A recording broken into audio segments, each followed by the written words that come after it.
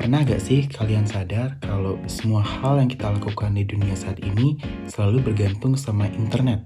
Mulai dari belajar, bekerja, belanja, bahkan hanya sekedar dalam mengirim emoji dari WhatsApp. Nah, tapi sebenarnya apa sih itu internet?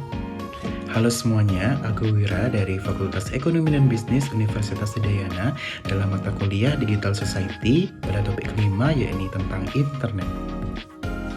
Internet itu singkatan dari Interconnected Network, yakni jaringan global yang menghubungkan jutaan komputer dan perangkat di seluruh dunia.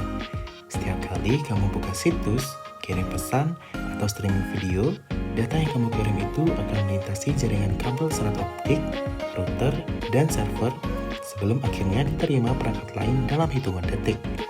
Prinsip dasarnya mirip seperti sistem pos, tetapi dalam versi digital.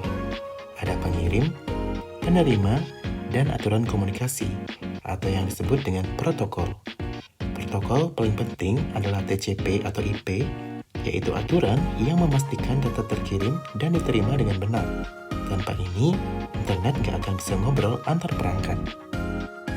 Nah, sekarang internet itu bukan cuma sebagai alat komunikasi, tapi juga sebagai tulang punggung ekonomi, pendidikan, dan sosial kita. Menurut survei dari APJI pada tahun 2024, jumlah pengguna internet di Indonesia saat ini berkisar sekitar 221 juta jiwa atau bisa dibilang 79% dari populasi di Indonesia. Nah, hal ini membuktikan bahwa sebagian besar penduduk Indonesia saat ini terhubung dengan dunia digital. Dari sisi positif, internet ini membuka peluang besar.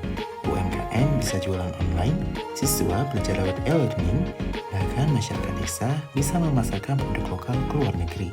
Tapi di sisi lain, ketergantungan ini juga melahirkan tantangan baru. Meski internet menyatukan dunia, kenyataannya belum semua orang bisa menikmatinya secara setara. Masih ada kesenjangan digital antara wilayah perkotaan dan pedesaan, terutama dalam akses jaringan dan kemampuan digital. Selain itu, muncul juga masalah sosial seperti penyebaran hoax dan cyberbullying.